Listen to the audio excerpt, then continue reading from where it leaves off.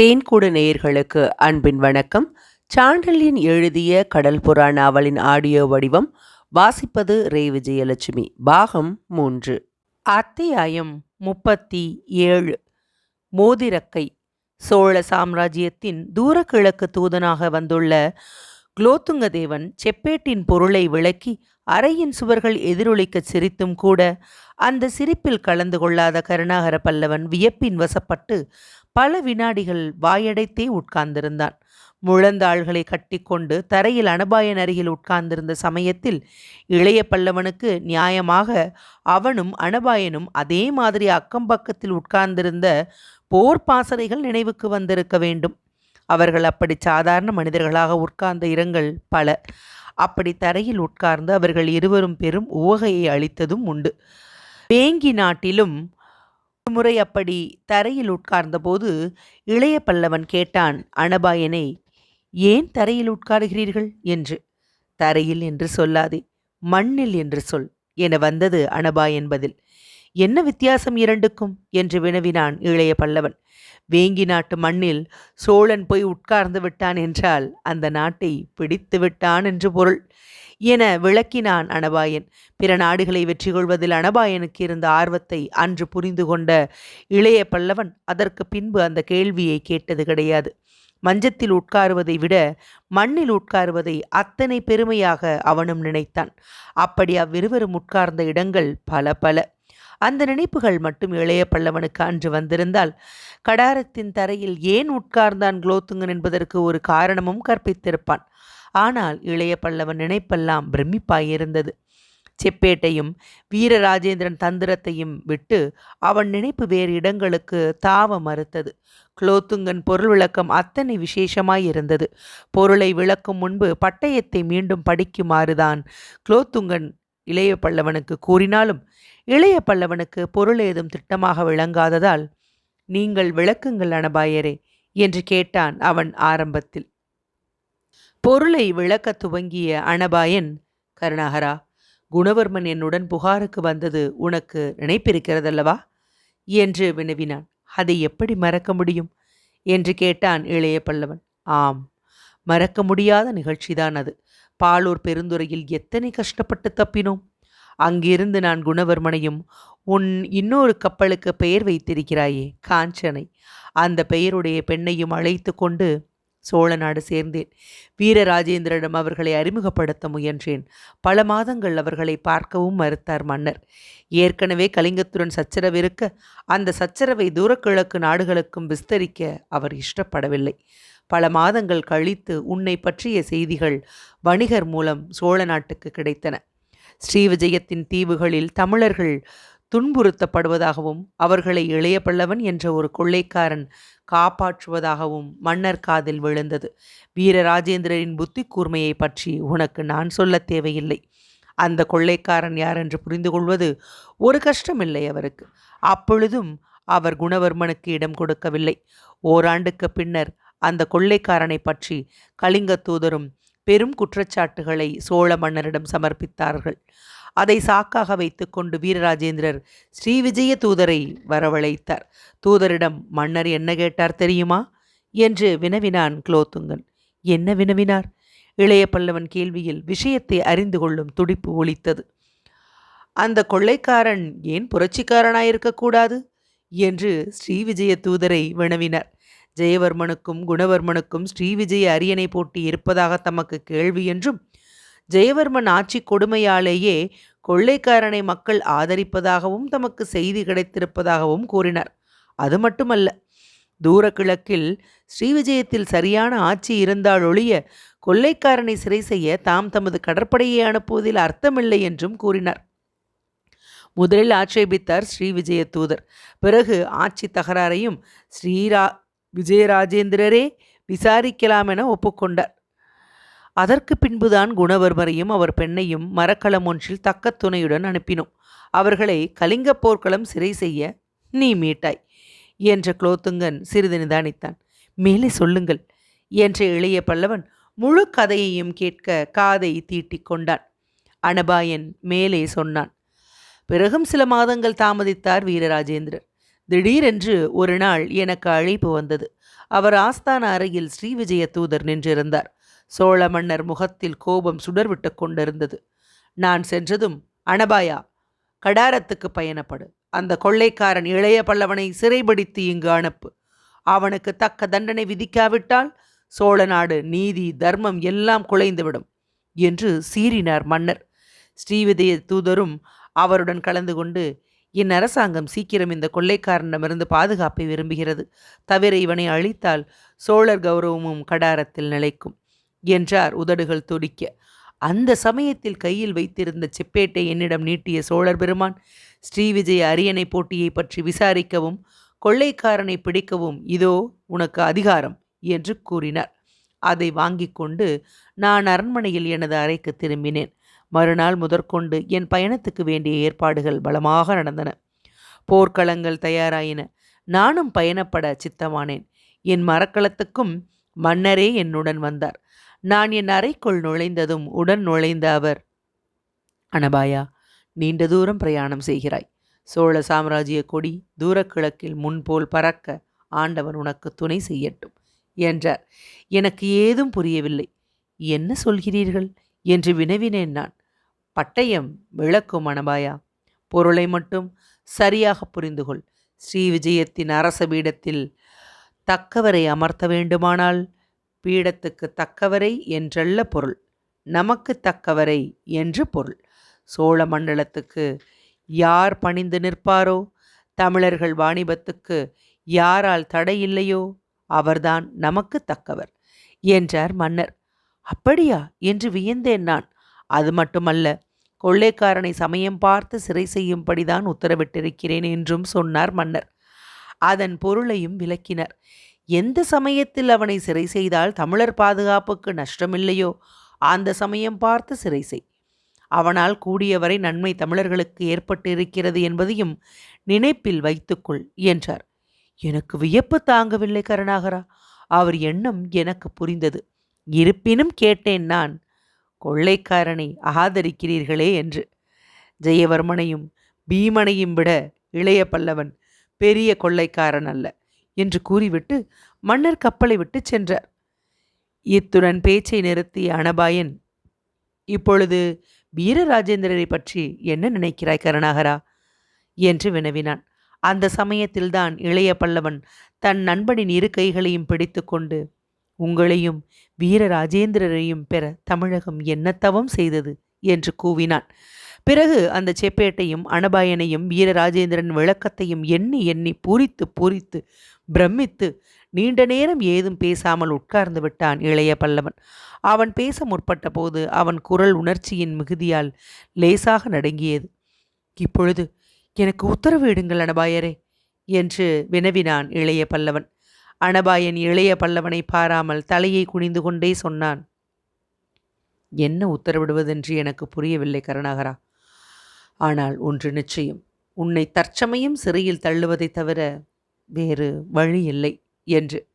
சமயம் பார்த்துதானே சிறைபிடிக்கச் சொல்லியிருக்கிறார் மன்னவர் என்று வினவினான் இளைய பல்லவன். ஆம், இப்பொழுது என்னை சிறை செய்வதில் தமிழர்களுக்கு நஷ்டம் இருக்கிறதே. ஆம், அதுவும் எனக்கு தெரியும். அப்படியிருக்க ஏன் சிறைபிடிக்க முயல்கிறார்கள் கருணாகரா? பட்டயத்தின் பகுதிகள் 2. ஸ்ரீவிஜய அரியணையில் குணவர்மனை அமர்த்துவது 1, உன்னை சிறை செய்வது 2. நான் புறப்பட்ட போது உன்னை தேடி வர நான் உத்தேசிக்கவில்லை. நீயாக இங்கு வந்துவிட்டாய். இந்த சந்தர்ப்பத்தில் நான் உன்னை சிறை செய்யாவிட்டால் என் நீதியை பற்றி சந்தேகம் ஏற்படும். ஜெயவர்மன் என் விசாரணைக்கு ஒப்புக்கொள்ள மாட்டான். என்னை எதிர்க்க முற்பட்டாலும் முற்படுவான். அப்பொழுது நானும் கொள்ளைக்காரனாக மாறுவதைத் தவிர வேறு வழி இல்லை என்று விளக்கினான் அனபாயன்.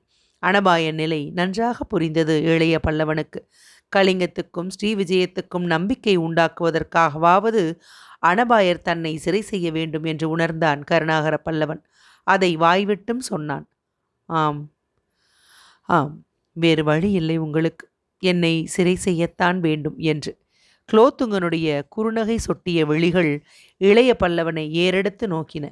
என் நிலைமை மிகவும் தர்மசங்கடமானது என்றான் அவன் சற்று சிந்தனை முகத்தில் உலாவ. என்ன தர்மசங்கடம் இல்லை? சங்கடத்துடன் எழுந்தது இளைய பல்லவன் கேள்வி. உன்னை இப்பொழுது சிறை செய்வதை வீரராஜேந்திரர் விரும்ப மாட்டார். சிறை செய்வதால் இடைஞ்சல்களும் இருக்கின்றன. நீ சிக்கிவிட்டால் தமிழர்கள் பலத்தில் பாதி இந்த பிராந்தியத்தில் ஒதுங்கிவிடும். உன்னிடம் உள்ள பயத்தினாலும் உன்னை நான் பிடிப்பேன் என்ற எண்ணத்தினாலும் தான் ஸ்ரீவிஜய சாம்ராஜ்யாதிபதி நான் இங்கு வருவதை ஆட்சேபிக்கவில்லை. உன்னை நான் சிறை செய்து வருவதை அடுத்த மரக்களத்தில் சோழநாடு அனுப்பிவிட்டால் என்னை சிறை செய்ய ஜெயவர்மன் தயங்க மாட்டான். என்னிடமோ 6 போர்க்களங்கள் இருக்கின்றன. அவற்றை கொண்டு ஸ்ரீவிஜயத்தின் பெரும் கடற்படையை முறியடிக்க முடியாது. உன்னை சிறையிட்டால் தமிழருக்கு நஷ்டம். சிறை செய்யாவிட்டால் ஜெயவர்மனுடன் பேச முடியாது. அதனால் குணவர்மனுக்கு நஷ்டம். நீ இந்த சமயத்தில் இங்கு வந்தது பெரும் உபத்திரவம் எனக்கு என்று கூறிய குலோத்துங்கன் திடீரென எழுந்திருந்து அந்த அரை சாளரத்தை நோக்கிச் சென்று வெளியே சில வினாடிகள் நோக்கினான். பிறகு திரும்பி, உன்னை சிறை செய்ய தீர்மானித்து விட்டேன் கருணாகரா என்று கூறினான். இதை சொன்ன குரலில் உறுதி இருந்தது. அவன் ஏதோ முடிவுக்கு வந்துவிட்டான் என்று புரிந்து கொண்ட இளைய பல்லவன் அந்த முடிவு என்ன என்பதை அறிய விரும்பி, சிறை செய்ய உத்தரவிடுங்கள் அனபாயரே, குட்டுப்பட்டாலும் மோதிர கையால் குட்டுப்படுகிறேன் என்றான். மோதிர கையால் குட்டுப்படுகிறாயா என்று வினவினான் குலோத்துங்கன். நான் சிறைப்பட்டாலும் குலோத்துங்கன் கையால் தான் சிறைப்படுகிறேன் என்று விளக்கினான் இளைய பல்லவன். குலோத்துங்கன் முகத்தில் புன்முறுவல் அரும்பியது. எது மோதிரக்கை என்பதுதான் கேள்வி கருணாகரா. யார் குட்டுப்படப் போகிறார்கள் என்பதும் கேள்வி என்றான் அனபாயன். உங்களது மோதிரக்கைதான், குட்டுப்படப் போவது நான் தான் என்றான் இளைய பல்லவன். உன் கை ஏன் மோதிரக்கையாக இருக்கக்கூடாது? நான் ஏன் குட்டுப்படக்கூடாது? அப்படி நினைப்பது ராஜ துரோகம். அரசனே குட்டுப்பட விரும்பினாள்? இந்த கேள்வி பெரும் வியப்பை அளித்தது இளைய பல்லவனுக்கு. அரசன் ஆள வேண்டியதே தவிர ஆட்பட வேண்டியது இல்லை என்று உறுதியாக நம்பிய இளைய பல்லவன், அந்த விருப்பத்தை யாரும் நிறைவேற்ற முடியாது என்றான். நிறைவேற்றும்படி உத்தரவிட்டால் உத்தரவை மீறத்தான் வேண்டியிருக்கும். நான் உத்தரவிட்டு இதுவரை மீறியவர்கள் யாரும் பிழைத்ததில்லை. நான் உயிர் துறக்க சித்தமாயிருக்கிறேன். இதை கேட்டதும் அனபாயன் இளைய பல்லவனை நெருங்கி வந்து அவன் 2 தோள்களின் மீதும் கையை வைத்து, உன் நட்பும் ராஜ விசுவாசமும் புரிகிறது எனக்கு கருணாகரா.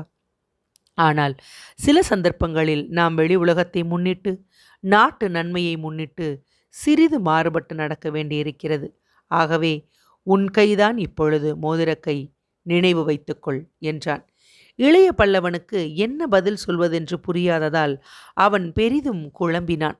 அப்படி குழம்பி நின்ற இளைய பல்லவன் கண்களை கூர்ந்து நோக்கிய அனபாயன், கருணாகரா, லட்சக்கணக்கான தமிழர்களுடைய நன்மை, சோழ சாம்ராஜ்யத்தின் செல்வாக்கு எல்லாம் இப்பொழுது நமது இருவர் கைகளிலும் ஒப்படைக்கப்பட்டிருக்கிறது. அதை நிறைவேற்றும் வழிகள் எல்லாம் உத்தமமானவை. நிறைவேற்றுபவரில் யார் பெரியவர் யார் சிறியவர் என்பதல்ல கேள்வி. முறைகளும் 2ஆம் பட்சம். விளைவை முன்னிட்டுத்தான் நாம் சாதன உபாயங்களை எண்ணி பார்க்க வேண்டும் என்றான். அதற்கு மேல் ஏதும் சொல்ல முடியாத இளைய பல்லவன், உத்தரவிடுங்கள் இளவரசே என்றான். உத்தரவை உதிர்க்கத் தொடங்கிய குலோத்துங்கன், கருணாகரா, உன்னை சிறை செய்து காவலில் வைத்து விடுகிறேன். ஆனால் காவலிலிருந்து தப்பிச் செல்வது உனக்கு ஒரு பிரமாதமில்லை என்பது எனக்கு தெரியும் என்றான். புரிகிறது என்பதற்கு அறிகுறியாக தலையை அசைத்தான் கருணாகரன். குலோத்துங்கனின் அடுத்த உத்தரவு அவனுக்கு அதிர்ச்சியை அளித்தது. தப்பியதும் நீ கடல் மோகினிக்கு செல்ல வேண்டாம் என்று இழுத்தான் அனபாயன்.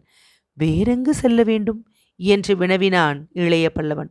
அக்ஷயமுனைக்குச் செல். திட்டமாக வந்தது பதில். இளைய பல்லவன் அதிர்ச்சி அவன் குரலில் நன்றாக தெரிந்தது.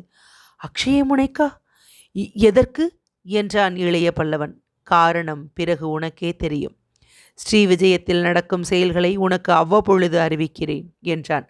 அக்ஷயமுனை என்றதும் ஏதேதோ யோசனைகள் இளைய பல்லவன் இதயத்தில் எழுந்து தாண்டவமாடவே, வேண்டாம் அனபாயரே, வேறு எங்காவது செல்ல என்னை பணியுங்கள் என்று கெஞ்சினான். அதற்கு இசையவில்லை அனபாயன். அந்த உத்தரவை வலியுறுத்திய மற்றொரு உத்தரவும் இட்டான். அந்த உத்தரவு இளைய பல்லவனை அடியோடு அசர வைத்தது. முடியாது, என்னால் முடியாது, நிச்சயமாக முடியாது என்று குழம்பி கலங்கி கலவரத்துடன் கூவினான் இளைய பல்லவன். அது மட்டுமல்ல, மோதிரக்கையின் குட்டு தன் தலைமேல் பலமாக விழுந்து விட்டதையும் உணர்ந்தான். அத்தியாயம் 37 நிறைவடைந்தது. அத்தியாயம் 38. குலோத்துங்கன் உத்தரவு. அக்ஷயமுனைக்கு செல்லும்படி இடப்பட்ட முதல் உத்தரவை கேட்டதுமே திகிலடைந்த இளைய பல்லவன் இரண்டாவது உத்தரவை கேட்டதும் பெரும் குழப்பத்துக்கும் கலவரத்துக்கும் உள்ளாகி, முடியாது, என்னால் முடியாது, நிச்சயமாக முடியாது என்று கூவினான். என்றால் அதற்கு அரசியல் காரணங்களை விட சொந்த காரணங்கள் அதிகம் என்பதை உணர்ந்திருந்த குலோத்துங்கன் மெல்ல இளநகை பூத்தான். தான் கூவியதும் குலோத்துங்கன் முகத்தில் பரவிய உணர்ச்சிகளைத் தொடர்ந்து இதழ்களில் விரிந்த இளநகையையும் கண்ட இளைய பல்லவன், இளவரசருக்கு இது விளையாட்டாக இருக்கலாம், ஆனால் என் வரையில் இது என்று பேச முற்பட்டதும் அவன் சொற்களை இடையில் வெட்டிய அனபாயன், பெரும் வினை போலிருக்கிறது என்று வாசகத்தை பூர்த்தி செய்தான். குழப்பம் அப்பொழுதும் தணியாத பார்வையொன்றை குலோத்துங்கன் மீது செலுத்திய இளைய பல்லவன், சந்தேகமில்லை அனபாயரே, பெரும் வினைதான் இது என்று பதில் கூறினான். ஏதும் விளங்காத பார்வையொன்று குலோத்துங்கன் கண்களில் விரிந்தது. இதில் வினை என்ன இருக்கிறது? மனோபீஷ்டம் நிறைவேற்ற மார்க்கம்தானே இருக்கிறது என்று வினவினான் பொய் துணிப்பு துணித்த குரலில். மனோபீஷ்டமா என்ற இளைய பல்லவன் குரலில் சங்கடம் பரிபூரணமாக ஒலித்தது. ஆமாம், உனக்கு அனுகூலத்தை தானே சொல்கிறேன் என்று கேட்டான் குலோத்துங்கன். அப்பொழுதும் அந்த பழைய பொய் வியப்பு துணித்த குரலில், நீங்களிடம் உத்தரவு எனக்கு அனுகூலம் என்று நினைக்கிறீர்களா? பழைய சங்கடம் அப்பொழுதும் இருந்தது இளைய பல்லவன் குரலில். ஏன், அனுகூலம் இல்லாமல் என்ன என்று மீண்டும் வினவினான் குலோத்துங்கன். என்னை அக்ஷயமுனைக்கு போகச் சொல்கிறீர்கள் என்று இழுத்தான் இளைய பல்லவன். ஆமாம், அங்கு செல்வதில் எனக்கு சில கஷ்டங்கள் இருக்கின்றன. அப்படியா? ஆம், சோழ நாட்டு நன்மைக்கு உகந்ததானால் கஷ்டங்களை நாம் அனுபவித்துதானே ஆக வேண்டும். அதில் சந்தேகமில்லை. அதை முன்னிட்டுத்தான் அங்கு போக ஒப்புக்கொள்கிறேன். ஆனால் என்ன? இளைய பல்லவன் பதில் சொல்லும் முன்பு சற்று குழம்பினான். காஞ்சனாதேவியையும் அழைத்து போகச் சொல்கிறீர்களே என்று கூறி மென்று விழுங்கினான். குலோத்துங்கன் குழம்பி நின்ற கருணாகர பல்லவனை நோக்கி மீண்டும் குறுநகையொன்றை உதிர்த்தான். கரும்பு தின்ன கசப்பாக இருக்கிறதா கருணாகரா? ஆஹா என்று வினவினான் குரலில் சிரிப்பொலி லேசாக விளையாட. கரும்புதான் என்று கருணாகர பல்லவன் உருமினான். அதற்குள் கசந்து விட்டதா உனக்கு என்று கேட்டு மெல்ல நகைத்தான் அனபாயன். எது? இளைய பல்லவன் குரலில் கோபம் துளிர்த்தது. கரும்பு. ஆமாம், கரும்புதான். ஏன், காஞ்சனாதேவி அழகா இல்லையா? இல்லையென்று யார் சொன்னது? அப்படியானால் அவளை அழைத்துச் செல்ல ஏன் ஆட்சேபனை உனக்கு? அழைத்துச் செல்லும்படி சொல்லவில்லையே நீங்கள். பின்னென்ன சொன்னேன்? அபகரித்துச் செல்லும்படி அல்லவா சொல்கிறீர்கள்? அதில் உனக்கு என்ன கஷ்டம்? உலகம் என்ன நினைக்கும் என்னை பற்றி? சரியாகத்தான் நினைக்கும். நீங்கள் சொல்வது விளங்கவில்லை. விளங்காததற்கு என்ன இருக்கிறது இதில்? கொள்ளைக்காரன் தன் தொழிலை செய்து விட்டான் என்று சொல்லும் என்று கூறி விஷமமாக நகைத்த அனபாயன் இளைய பல்லவனை அணுகி, அது மட்டுமல்ல கருணாகரா, காஞ்சனாதேவிக்கும் இதில் ஆட்சேபனை இருக்காதென்று நினைக்கிறேன் என்று இரகசிய குரலில் கூறினான். குலோத்துங்கன் முகத்திலும் பேச்சிலும் இருந்த விஷமத்தை கவனித்த இளைய பல்லவன் எரிச்சல் உச்சஸ்தாயிக்கு போகவே, அனபாயரே, சோழ நாட்டு இளவலாகிய நீங்கள் பேச வேண்டிய பேச்சல்ல இது என்று கோபத்துடன் கூறவும் செய்தான். சோழ நாட்டு இளவல் பேச வேண்டிய பேச்சுத்தான் இது என்று கூறி நகைத்தான் அனபாயன். அப்படியா? ஆம், சோழ நாட்டு இளவல் உண்மையை தவிர வேறு எதை பேச வேண்டும்? வேறு எதை பேச முடியும்? எது உண்மை அனபாயரே? நீ கடத்தி கொண்டு போவதை விட காஞ்சனாதேவிக்கு மகிழ்ச்சி தரக்கூடிய சம்பவம் உலகத்தில் ஏதுமில்லை என்பது என்று சுட்டிக்காட்டினான் அனபாயன். நீங்கள் கடாரத்தி இளவரசியை தவறாக எடை போட்டிருக்கிறீர்கள் என்றான் இளைய பல்லவன் கோபம் குரலை விட்டு அகலாமலே. அனபாயன் விழிகளில் சிரிப்பு உதிர்ந்தது. சரியாகத்தான் எடை போட்டிருக்கிறேன் கருணாகரா, மிகச்சரியாக எடை போட்டிருக்கிறேன். உன் நண்பனுக்கு அத்தனை புத்தி கூர்மை இல்லை என்று நினைக்காதே. காஞ்சனாதேவியையும் உன்னையும் பாலூர் பெருந்துறையில் பார்த்திருக்கிறேன். உன்னை கண்டபோதெல்லாம் அவள் மெழுகென உருகியதை கவனித்தும் இருக்கிறேன். அனந்தவர்மன் நீதி மண்டபத்தில் நீயும் சேந்தனும் விசாரிக்கப்பட்ட போது அங்கிருந்து உங்களை தப்புவிக்க நான் திட்டமிட்டேன். நினைப்பிருக்கிறதா உனக்கு என்று வினவினான். இள நகை உதடுகளில் அரும்ப. இருக்கிறது. வறண்ட குரலில் வந்தது இளைய பல்லவன் பதில். திட்டமிட்ட சமயத்தில் என்னுடைய நீதி மண்டபத்துக்கு யார் வர முடியும் என்று கேட்டேன். நான் வருகிறேன் என்று எழுந்தாள் காஞ்சனாதேவி. அப்படி எழுந்தபோது அவள் துடிப்பை பார்த்தேன். நீங்கள் வேண்டாம், அங்கு அபாயம் மிகுதி என்று தடுக்க முயன்றேன். உயிர் போவதாயிருந்தாலும் வரத்தான் வருவேன் என்றாள் கடாரத்து இளவரசி. அவளை அழைத்து வந்து உன்னை மீட்டேன். பிறகு கோதாவரி கரைக்குடிகளில் நிகழ்ந்தனவற்றை அமீரிடமிருந்து தெரிந்து கொண்டேன் விவரமாக. அந்த நிகழ்ச்சியை நான் விவரிப்பது பண்பாட்டு விரோதம் என்று நிறுத்தினான் அனபாயன். இளைய பல்லவன் பதிலேதும் சொல்லாமல் சிலையென நின்றிருந்தான். அனபாயனை மேற்கொண்டு சொன்னான். பிறகு காஞ்சனா தேவியை தஞ்சை அரண்மனையிலும் பார்த்தேன். உன் பெயர் அரசர் முன்பு சொல்லப்பட்ட சமயங்களிலெல்லாம் அவள் கண்களில் புத்தொளி சுடர்விட்டது. முகத்தில் உன்னை பற்றி தெரிந்து கொள்ள ஆவல் மிதமின்றி இருந்தது. கருணாகரா, இன்னும் நான் என்ன சொல்ல என்று இளைய பல்லவன் மௌனமே சாதித்தான். திடீரென குலோத்துங்கன் பேச்சை மாற்ற, ஒன்று கேட்க மறந்துவிட்டேன் உன்னை. கடல் மோகினியை கலிங்கத் தலைவன் ஒருவன் கையிலிருந்து மீட்டதாக கூறினாயே, அவன் இப்போது கடல் மோகினியில் தமிழர் கையில் இருக்கிறானா என்று வினவினான். இல்லை, திட்டமாக வந்தது இளைய பல்லவன் பதில். பின் அவன் எங்கே? அவனை கொன்றுவிட்டேன். ஏன்? ஏதாவது கலகம் செய்தானா? கலகம் செய்யவில்லை. உன்மீது கையை வைக்க முயன்றானா என்று அனபாயன் சிரித்தான். என்ன சிரிக்கிறீர்கள்? கோபத்துடன் எழுந்தது இளைய பல்லவன் கேள்வி. இல்லை இல்லை, அவன் காஞ்சனாதேவி மீது என்று துவங்கிய குலோத்துங்கனை, நில்லுங்கள் என்ற இளைய பல்லவன் சுடுகுரல் தடுத்தது. அதை கேட்ட குலோத்துங்கன் சிறிது வாய்விட்டே நகைத்தான். பிறகு இளைய பல்லவனை நோக்கி, காஞ்சனாதேவிக்காக நீ அவனை கொன்றதாக இங்கு யாரும் நம்பவில்லை. நீ ஏதோ தந்திரம் செய்து அவனை கொன்று கடல் மோகினியை கைப்பற்றவே அந்த நாடகம் ஆடியதாக எல்லோரும் நம்புகிறார்கள். எல்லோரும் வேறு, உன் நண்பன் வேறல்லவா? அந்த கதையை கேட்டதும் நான் புரிந்து கொண்டேன் காஞ்சனாதேவிக்காக அந்த கொலை நடந்திருக்கிறது என்று. ஆகவே என் திட்டத்தில் உனக்கு கஷ்டமில்லை. காஞ்சனாதேவிக்கு நீ சைகை செய்தால் போதும் உன்னுடன் ஓட தயாராயிருக்கிறார். பெண்களின் குணமே அப்படி. அவர்கள் என்ன காரணத்தாலோ நல்லவர்களை விரும்புவதில்லை. கொள்ளைக்காரர்கள், காமுகர்கள், இப்படிப்பட்ட அயோக்கியர்களையே விரும்புகிறார்கள் என்று கூறி தனது நகைச்சுவையை காட்டினான் சோழ நாட்டு இளவல். அந்த நகைச்சுவை வேப்பங்காயாய் இருந்தது இளைய பல்லவனுக்கு. என்னை பற்றி இன்னும் என்ன அவதூறு கூறப்போகிறீர்கள் இளவரசே என்று வினவினான் இளைய பல்லவன் சற்றே கோபத்துடன். இதில் அவதூறு ஏதுமில்லை. நான் ஏற்கனவே சொன்னபடி உண்மைதான் இது. தவிர உனக்கு உதவத்தானே நான் இத்தனையும் செய்கிறேன் என்றான் பழையபடி மெல்ல நகைத்து. இது உதவியா? உதவி இல்லாமல் என்ன? நீ காஞ்சனாதேவியை விரும்புகிறாய், அவளும் உன்னை விரும்புகிறாள். நீங்கள் தனித்து செல்ல உதவி செய்கிறேன். நண்பனிடமிருந்து இதைவிட என்ன எதிர்பார்க்கிறாய்? என்னை உங்களுக்கு தெரியாத அனபாயரே? நன்றாக தெரியும். நீதிக்கும் தர்மத்துக்கும் புறம்பான எதையும் நான் செய்ய இஷ்டப்படவில்லை. கொள்ளைக்காரன் நீதியையும் தர்மத்தையும் பற்றி பேசினால் யார் ஒப்புக்கொள்ள மாட்டார்கள்? யாரும் ஒப்புக்கொள்ள மாட்டார்கள். அப்படியே இருக்கட்டும்.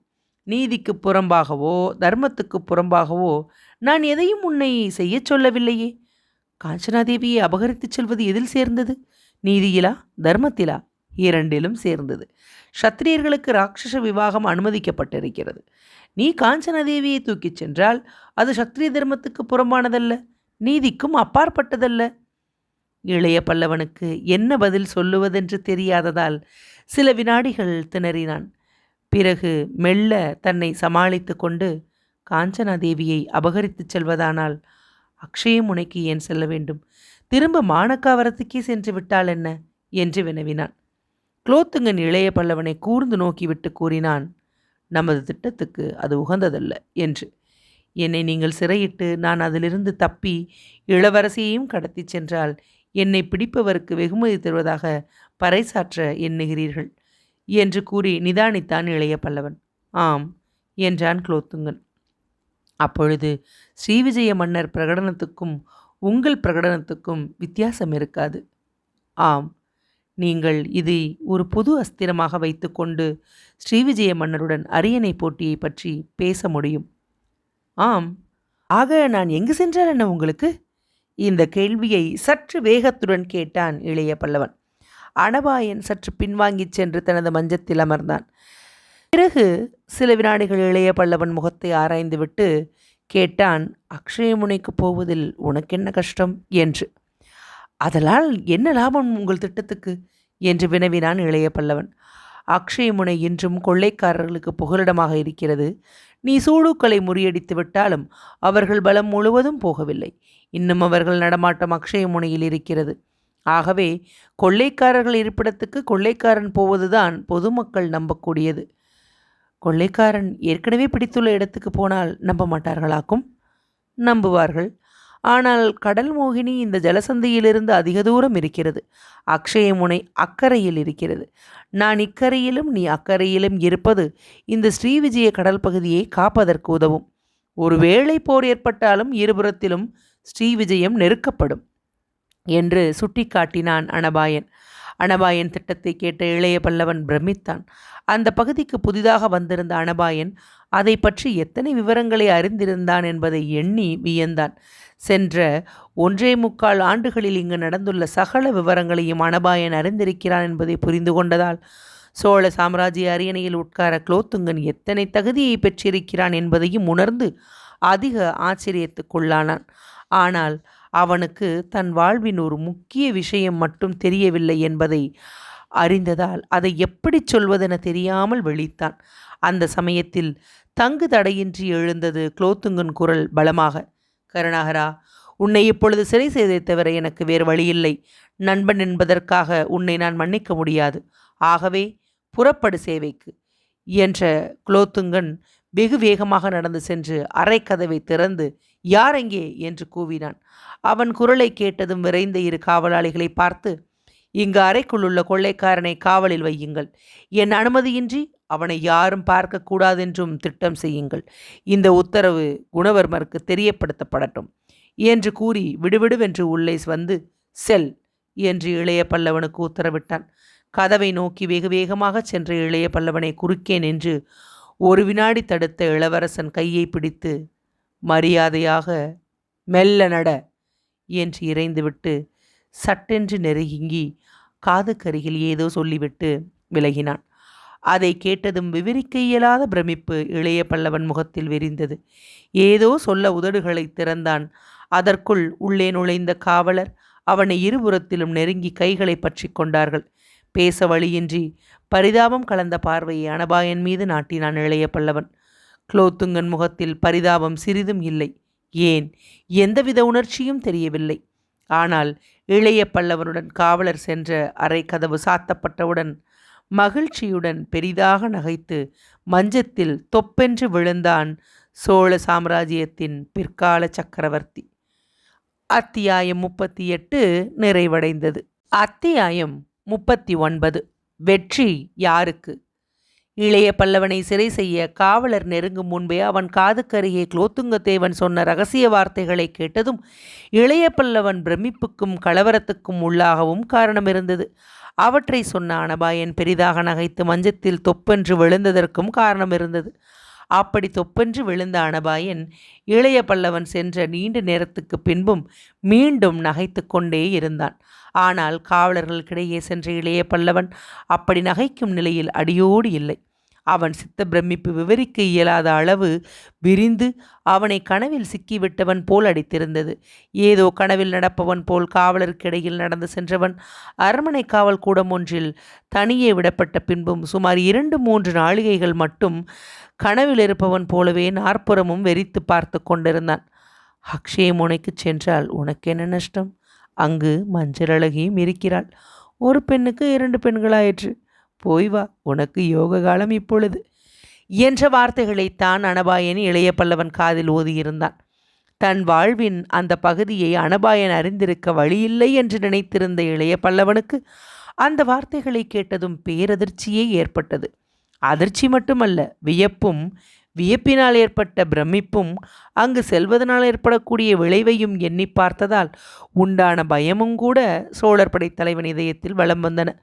மஞ்சளழகியை பற்றி யார் சொல்லியிருப்பார்கள் இளவரசருக்கு என்று பலமுறை திரும்ப திரும்ப எண்ணி பார்த்தும் விடை கிடைக்காத இளைய பல்லவனுக்கு அத்தனை பிரமிப்பிலும் இணையில்லா கௌரவ புத்தியும் ஏற்பட்டது அனபாயனிடத்திலே. என்னை பிரிந்தது முதல் இளவரசர் என்னை பற்றியே நினைத்திருக்க வேண்டும். இல்லாவிடில் என் வாழ்வை பற்றிய ஒவ்வொரு நுணுக்கத்தையும் விசாரித்து அறிந்திருப்பாரா என்று நினைத்து பார்த்து இளவரசனுடைய அந்தரங்க நட்பை பெற்றது பற்றி அத்தனை பிரமிப்பிலும் ஓரளவு ஆனந்தமும் அடைந்தான் இளைய பல்லவன். அந்த ஆனந்தம் அதிக நேரம் நிலைக்கவில்லை இளைய பல்லவன் இதயத்திலே. மஞ்சளழகியை மீண்டும் நெருங்குவதால் தனக்குண்டாகக்கூடிய மனக்கிளர்ச்சியை அவன் அறிந்தே இருந்தான். அவளை அந்த காவற்கூடத்தில் நினைத்த சமயத்தில் கூட அவள் எழில் முகமும் மயக்கும் விழிகளும் மஞ்சள் நிற தேகமும் அவன் கண்களுக்கு எதிரே விரிந்தன. அந்த தோற்றத்திலிருந்து சிந்தையை விடுவித்து கொள்ள காவற்கூடத்தின் சாளரத்தை நெருங்கி வெளியே பார்த்தவன் மென்மேலும் பிரமிப்பே அடைந்தான். அரண்மனையின் அந்த காவற்கூடம் அரண்மனையின் கோடியில் ஒருபுறமாக அமைக்கப்பட்டிருந்ததால் அதை அடுத்திருந்தது அரண்மனை நந்தவனம். அந்த நந்தவனத்துக்கு குறுக்கே சாளரத்தின் பார்வையில் ஓடியது ஒரு குறுகிய பாதை. அந்த பாதையின் கோடியை கடல் அலைகள் தொட்டு கொண்டிருந்தன. பாதையின் இரு புறங்களிலும் நந்தவனத்தின் மலர்களின் கிளைகள் தரையை தொட்டு கொண்டிருந்தன. சில கிளைகள் பூங்கொத்துகளை காற்றில் அசைத்து தரையை பெருக்கியும் கொண்டிருந்தன. அந்த காட்சியை கண்ட இளைய பல்லவன் அசந்து போனான். கடாரத்தின் அந்த அரண்மனையை நிர்மாணித்தவன் யாராயிருந்தாலும் அவன் பெரிய ரசிகன் என்பதை தீர்மானித்து கொண்ட இளைய பல்லவன் தான் பல தெருக்களை தாண்டி அரண்மனைக்கு வந்தாலும் கடாரத்தின் கடற்கரை லேசாக வளைந்திருப்பதால் தான் அதன் ஒரு கோடியில் அரண்மனையை அத்தனை சிறப்பாக அமைக்க முடிந்தது என்றும் முடிவு செய்தான். அரண்மனை காவற்கூடத்திலிருந்து கடலுக்கு அழைத்துச் சென்ற அந்த குறுகிய பாதை எத்தனை அழகாயிருந்தது! தாழ்ந்த மலர்கிளைகளும் பாதையின் கோடியில் மோதிய கடல் அலைகளும் என்ன அற்புத காட்சியை அளித்தன! அதுவும் அப்பொழுது காலை நேரம். கடலை கதிரவன் கிரணங்கள் தொட்டுவிட்ட வேளை. அந்த கிரணங்கள்தான் என்ன அழகை அந்த அலைகளுக்கு அளித்திருந்தது! இவற்றையெல்லாம் கண்டு உள்ளம் பிரமித்து கிடந்த அந்த நேரத்திலும் வியக்கவே செய்தான் இளைய பல்லவன். அந்த வியப்பு உணர்ச்சியோடு நிற்கவில்லை சிந்தனையின் ஊர்வலம். அந்த குறுகிய பாதையின் கோடியில் நடந்து கொண்டிருந்த ஒரு பெண்ணையும் அவன் கண்கள் கண்டன. கண்கள்தாம் கண்டனவா அல்லது சித்தத்தின் பிரமையாது அவனுக்கே விளங்கவில்லை. ஆனால் அந்த அலைகள் காலில் தொட நின்றிருந்தாள் மஞ்சளழகி. பின்புறத்தில்தான் அந்த உருவத்தை அவனால் பார்க்க முடிந்தது. பக்கம் எதுவாயிருந்தால்தான் என்ன? அடையாளம் கண்டுபிடிக்க கண்களுக்குத்தான் சக்தி இல்லையா அல்லது கருத்துக்குத்தான் பலமில்லையா? இரண்டும் இருந்தது. அது மஞ்சளழகிதான், சந்தேகமில்லை. அவள் நின்ற தோரணை, வெயிலில் பொன்னை போல் பளபளத்த மஞ்சள் நிறம், உருண்ட அந்த கால்களின் அழகு, அவள் காலில் கட்டியிருந்த அந்த நடனச் சலங்கை எல்லாமே அவளை மஞ்சள் அழகி என நிரூபித்ததால் அவன் அக்ஷயமுனைக்கே சென்று விட்டான். அக்ஷயமுனையின் அழகிய மணற்பரப்பிலே முழுமதி எழுந்தான். நடன மண்டபத்திலே தேவதை என தோன்றினாள் மஞ்சள் அழகி. அவள் காலை தட்டி தட்டி ஆடினாள். கொள்ளையரும் ஆடினர். மீண்டும் அந்த பழைய நடன நிகழ்ச்சி அவன் மனக்கண் முன் எழுந்தது. அவன் எத்தனை நாளிகைகள் அப்படி நின்றிருந்தானோ அவனுக்கே தெரியாது. மஞ்சள் அழகியின் கால்களில் அலைகள் தாக்குவதையே அவன் கண்கள் பார்த்து கொண்டிருந்தன. அவள் அன்று புனலாடி தன் பக்கத்தில் கடற்கரையில் அமர்ந்து சொன்ன சொற்கள் அந்த சந்தர்ப்பத்தில் அவன் காதுகளில் ஒலித்தன.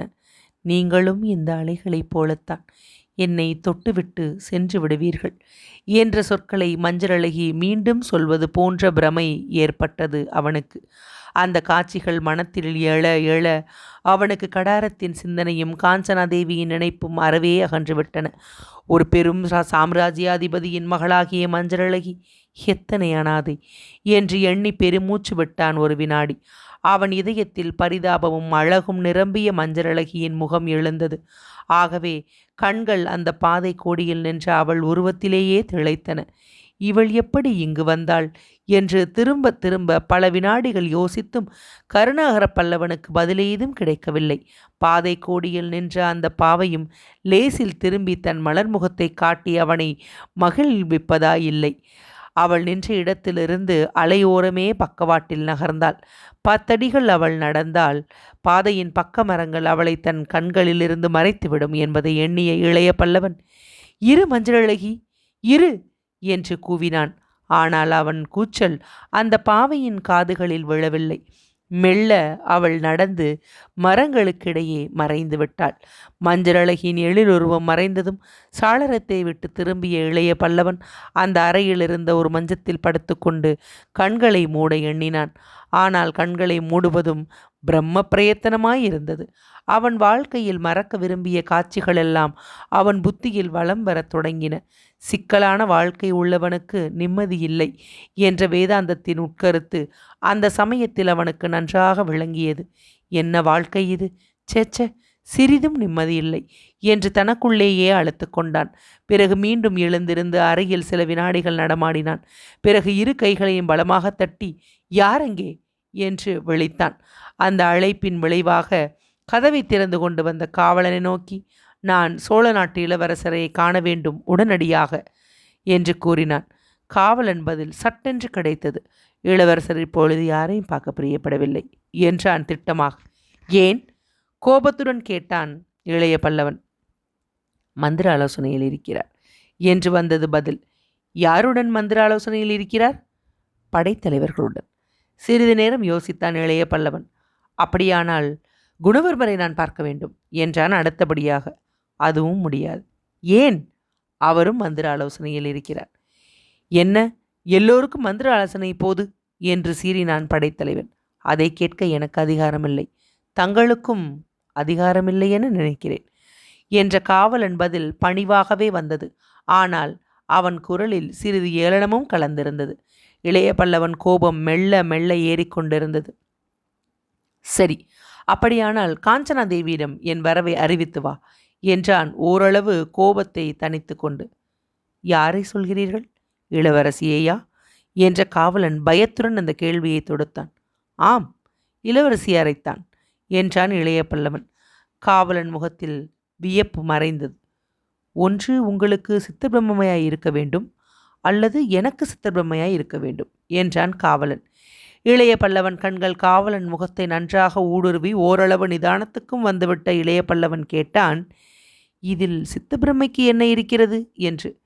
"கடாரத்தின் இளவரசியாரை நான் எப்படி அணுகுவது, செய்தி சொல்ல?" என்று வினவினான் காவலன். "ஏன் அணுக முடியாது?" "முதலில் அந்தப்புறம் எங்கே இருக்கிறதென்று நான் கேட்டறிய வேண்டும். பிறகு தேவியாரை பார்க்க வேண்டும். இதெல்லாம் நடக்கிற காரியமா?" இதை கேட்ட பின்புதான் மெல்ல மெல்ல இளைய பல்லவன் இதயத்தில் சந்தேகம் சிறிது உதயமாயிற்று. அந்த சந்தேகத்தின் விளைவாக கேட்டான், "நீ இந்த ஊர்தானே?" "இல்லை." மிக தெளிவாக வந்தது காவலன் பதில். "அப்படியானால் நீ" என்று மீண்டும் துவங்கிய கேள்வியை இளைய பல்லவன் முடிக்கும் முன்னதாகவே இடைமறித்த காவலன், "நான் சோழ நாட்டவன்" என்றான். உண்மை நன்றாக பளிச்சிட்டது இளைய பல்லவன் புத்தியில். அனபாயர் வேண்டுமென்றே தனது காவலன் ஒருவனை என்னை காக்க பணித்திருக்கிறார். கடாரத்தின் பணிமக்களாய் இருந்தால் இளைய பல்லவன் சொற்படி கேட்பார்கள் என்பது அனபாயருக்கா தெரியாது? நல்லது, உமது சாமர்த்தியத்தை என்னிடமே காட்டுகிறீர் இளவரசே. இருக்கட்டும் இருக்கட்டும் என்று உள்ளூரச் சொல்லிக்கொண்டே இளைய பல்லவன் காவலை நோக்கி, "நான் யார் என்பது உனக்கு தெரியுமா?" என்று வினவினான். "தங்கள் பெயர் இந்த பிராந்தியங்களில் பிரசித்தமென்று 4 நாட்களுக்கு முன்பே தெரியும்" என்றான் காவலன். 4 நாட்களுக்கு முன்பா என்று வியப்புடன் வினவினான் இளைய பல்லவன். "ஆம்." "அப்படியானால் நீங்கள் வந்து 4 நாட்கள் தான் ஆகின்றனவா?" "ஆம்." "இங்கு மக்கள் என்ன பேசிக்கொள்கிறார்கள் என்னை பற்றி?" "தமிழர்களை காக்கும் வீரர் என்று சொல்கிறார்கள்." "நீ அதை நம்புகிறாயா?" "நம்பாதிருக்க எனக்கு காரணமில்லை. உயிரை பணயம் வைத்து பாலூரில் நீங்கள் அனபாயர் தப்ப வசதி செய்ததாக சோழர் நாட்டில் பேசிக்கொள்கிறார்கள்." "நல்லது. அப்படியானால் உன் இளவரசருக்கு உதவிய எனக்கு நீ ஓர் உதவி செய்ய முடியுமா?" "இளவரசர் உத்தரவுக்கு மாறுபடாத எதையும் செய்கிறேன்." இதை கேட்டதும் மெல்ல காவலனை நெருங்கிய இளைய பல்லவன், "வீரனே, துறைமுகத்தில் கடல்புறா என்னும் மரக்கலம் இருக்கிறது. அதில் என் நண்பன் அமீர் என்று ஒருவன் இருக்கிறான். அவனை இங்கு வரச் சொல்ல முடியுமா?"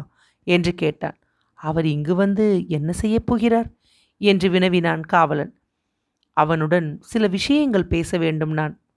தங்களிடமும் யாரும் பேசக்கூடாதென்று பணித்திருக்கிறார் இளவரசர். ஆனால் ஒரு விளக்கு மட்டும் உண்டு என்றான் காவலன். இளைய பல்லவன் இதயத்தில் நம்பிக்கை துளிர்விட்டது. என்ன அது என்று வினவினான் படைத்தலைவன். வேண்டுமானால் இன்றிரவு உங்களை இளவரசர் சந்திப்பார் என்றான் காவலன். இளைய பல்லவன் மேற்கொண்டு ஏதும் பேசவில்லை. அந்த காவற்கூடத்தில் அன்றைய பொழுதை கழிப்பதைத் தவிர வேறு வழி இல்லை என்பதை புரிந்து கொண்டான். ஆகவே காவலனை வெளியே போகச் சொல்லிவிட்டு அன்றைய பொழுதை மெல்ல மெல்ல கழித்தான்.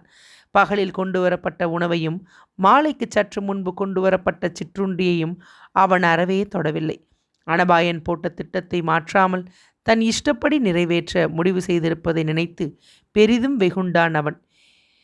என்னை விட இந்த கடல் பிராந்தியத்தின் மர்மங்கள் தெரியுமா இவருக்கு? என் வழியில் விட்டால் இன்னும் 6 மாதங்களில் ஸ்ரீவிஜயத்தை நானே பணிய வைத்து விடுவேனே.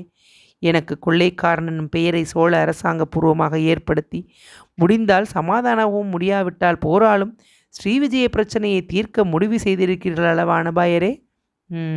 இருக்கட்டும், உமது திட்டம் நிறைவேறுவதை நான் பார்த்து விடுகிறேன் என்று உள்ளுக்குள்ளேயே குமரிய இளைய பல்லவன் குலோத்துங்கன் திட்டத்தை முறியடிக்க ஒரு வழியையும் ஏற்படுத்தி கொண்டான். நான் இந்த இடத்திலிருந்து காஞ்சனாதேவியை அபகரித்து கொண்டு உங்கள் இஷ்டப்படி தப்பிச் சென்றால் அல்லவா நீங்களிடம் திட்டம் பலிக்கும். இந்த காவற்கூடத்தை விட்டு நான் நகராவிட்டால் என்ன செய்வேன்? ஒன்று என்னை சிறையில் வைத்து ஜெயவர்மனுடன் சமாதானம் பேச வேண்டும், அல்லது என்னை துணை கொண்டு அவனுடன் போராட வேண்டும். 2 ஆபத்து இருக்கிறது அனபாயரே. அந்த ஆபத்தை எப்படி சமாளிப்பீர்? பார்க்கலாம். இந்த ஒரு முறை நான் உமது கட்டளையை நிறைவேற்றப் போவதில்லை. ஏன் நிறைவேற்ற வேண்டும்? சோழ நாடு சம்பந்தப்பட்டவரை நான் ஒரு கொள்ளைக்காரன். அப்படி இருக்க அரசாங்கை என்னை எப்படி கட்டுப்படுத்தும்?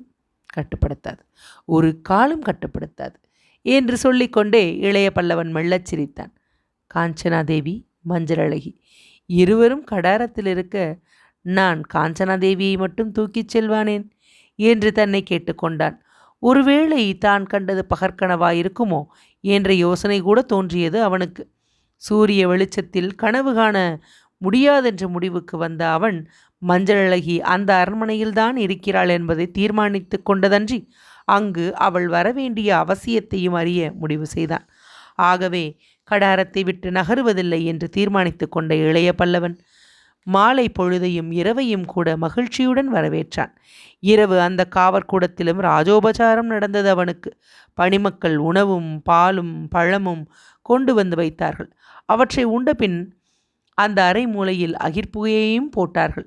அகிர்புகை அளித்த சுகந்தத்தை நாசியில் நன்றாக இழுத்து பஞ்சனையில் படுத்த இளைய பல்லவன் தான் செய்த முடிவின் விளைவாக பரம திருப்தியுடன் உறங்கினான். கண்களை விழித்த போது வெற்றி அளித்த மகிழ்ச்சியுடன் விழித்தான். விழித்த பின்புதான் புரிந்து கொண்டான் தான் அடைந்தது வெற்றி அல்ல என்பதை.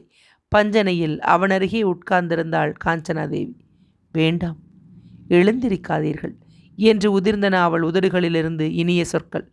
அவள் மலர்கரம் அவன் நுதலை லேசாக தடவியது. அத்தியாயம் 39 நிறைவடைந்தது.